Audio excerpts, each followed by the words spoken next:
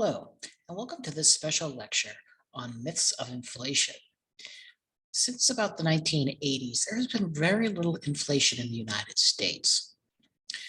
These 30 plus years of low inflation have meant that there's been some forgetting about the causes of inflation and how to treat inflation from a policy perspective.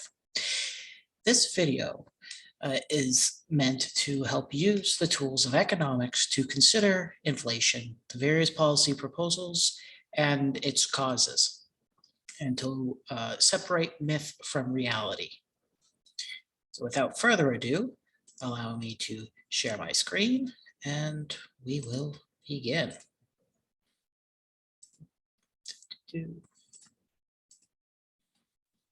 All right. So, common myths about inflation. These are 7 common myths that have popped up. Some are more prevalent than others. Some have been around more than others. But at the time of this lecture in February 2022, all of these have come up from time to time. So let's take a few minutes and look at each one of these myths in turn. So the first myth is inflation is the same as high prices. Recall that inflation is a rate of change. It is a growth in the price level of all prices, not a particular level of prices. If prices do not change, then there is no inflation regardless of the actual level of prices. For example, if prices were to stay exactly where they are right here, right now in February 2022, in March of 2022, then there would be no inflation in prices. If prices were to continue to increase, then there is inflation. If prices were to fall, then there is deflation. Inflation is a rate of change, not the actual level.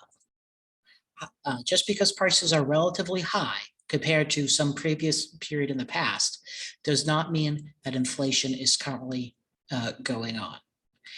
If we say we expect inflation to persist in the next 5 years, that means we expect prices to continue to rise for the next 5 years, not that prices will remain relatively high than in the past. This myth is busted. Another popular myth that has come about, particularly in political circles, is that inflation is being caused by greed. Greedy corporations are driving up the price of their products just so they can earn more profits. Recall from Economics 101 that changes in price are due to shifts in supply and demand. Equilibrium prices will only shift if there is a shift in supply or demand. Consequently, and here we need a little bit of microeconomics, profits are maximized where marginal revenue is equal to marginal cost. This is a mathematical formula, profits being total revenue minus total costs. Therefore, profits are going to be maximized when the marginal revenue, that is the revenue added by the sale of one more good, is equal to the cost of producing that one more marginal good. We can prove that mathematically with a little bit of calculus, but I don't want to. I will link to a proof of that in the video below, in the comments below. The profits are maximized where marginal revenue equals marginal costs. If there is a price change without a supply or demand shift, then we move away from the equilibrium. If a firm were to decide to increase its price without a shift in demand or a shift in supply, then, as you may recall, we have a surplus of goods. The quantity demanded falls as the price rises and the quantity supplied increases. Some units are not being sold. Thus, the marginal revenue from these additional units is zero. They cannot sell them. They would have to lower their price in order to sell these. At the higher level, the marginal cost of production is greater than the marginal revenue, and thus the profits fall. The firm, in order to maximize profits, will need to lower their price.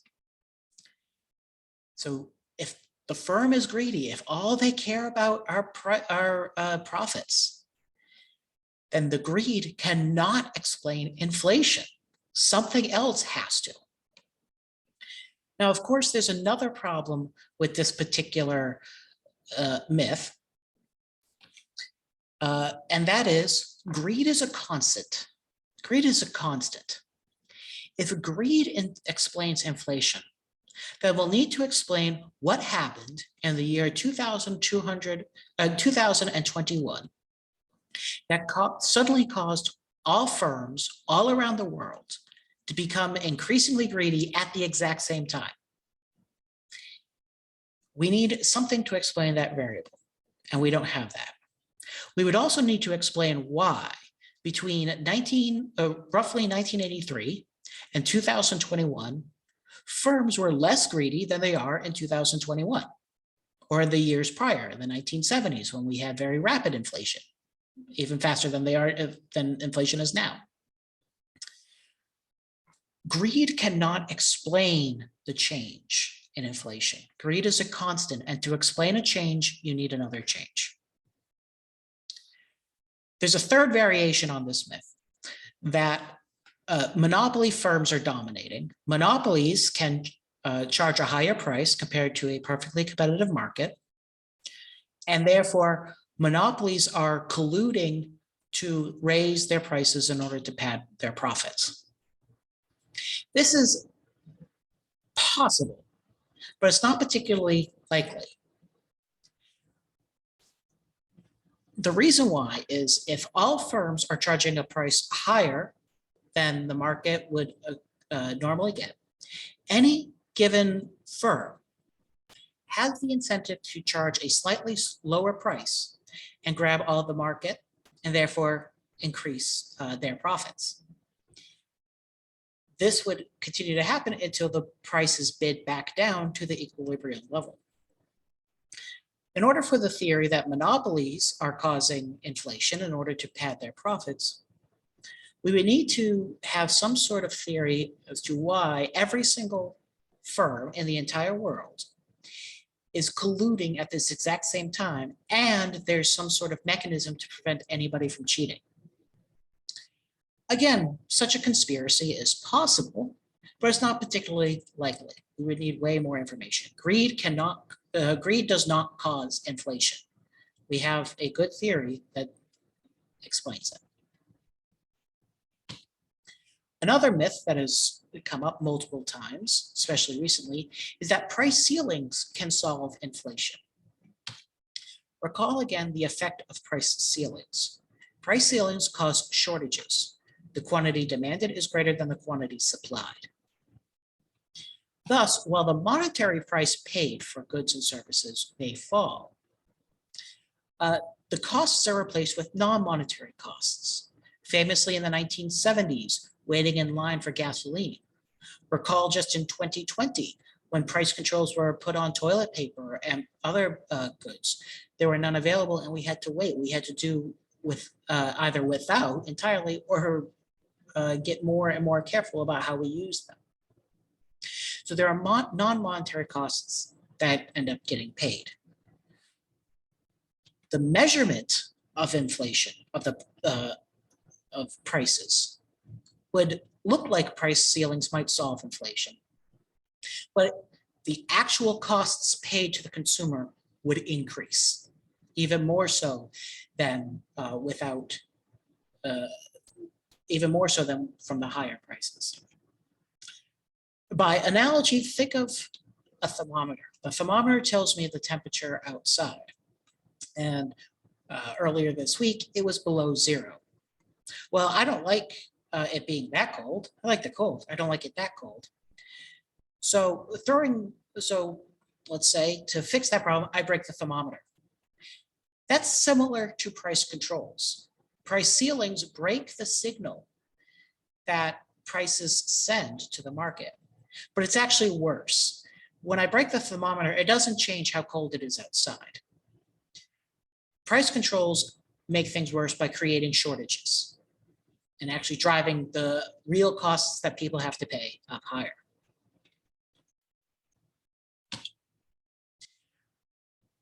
Myth number 4, a single good is driving inflation. Oil prices are rising. That's what's causing inflation. Or a minimum wage will cause inflation. Recall that inflation is the general rise of all prices. When single goods, oil, wages, whatever, rise, that is a relative price change relative to everything else. Inflation does not overall change the relative prices of goods. It changes the general price of goods. It changes the price level. Single goods are relative price changes. They get relatively more or less expensive.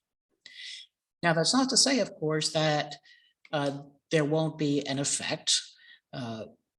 Changes in input costs will shift supply curves around, yes, but that's still a relative price change, not an overall price change. So a single good, an increase in the price of a single good will not drive inflation. Myth number 5, inflation rate versus rising inflation. Again, inflation is a rate of change, and the measured inflation does not indicate either rising inflation or falling inflation, sometimes called disinflation. For that, we need context. We need to know what's happening month to month or period to period. So take, for example, inflation is 7.6% from 12 months ago. That's the inflation rate. But monthly prices have risen at 0.9%, 0.6%, and 0.3% for the past months, say December, January, February. Given that the monthly prices are rising at a slower rate, 0.9% to 0.6% to 0.3%, then inflation is not rising. There is still inflation, but it's rising at a slower pace. There is disinflation. To talk about increasing inflation, we need monthly context. We need to know what happened in the period before. For example, cars on a hill. If the car is going 70 miles an hour, is its speed increasing or decreasing? Well, we need to know, what was it beforehand? If the car is going uphill and there is no gas being added on, then the 70 miles an hour might actually be a slowing rate. The car is still moving forward, but it's going forward at a slower pace. If the car is on a downhill, then the pace might be increasing. We need more information.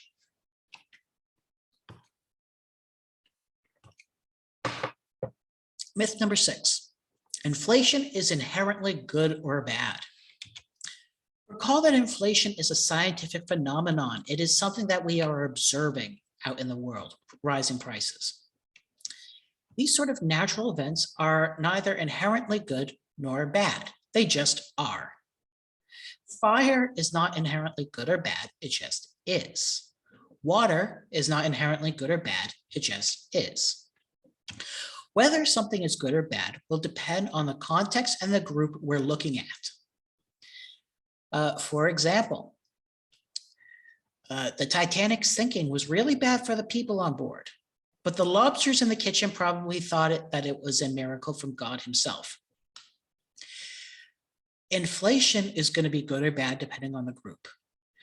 People with lots of debt, borrowers who have fixed interest rate debt will benefit substantially from inflation. Those of you with student loans or house mortgages will benefit from inflation. Conversely, lenders or people trying to live on fixed income will be harmed by inflation. So inflation is neither good nor bad, it just is. If we want to make a statement about good or bad, we have to focus on a particular group. Some people will benefit, some people will not. Finally, myth number 7, inflation occurs all at once.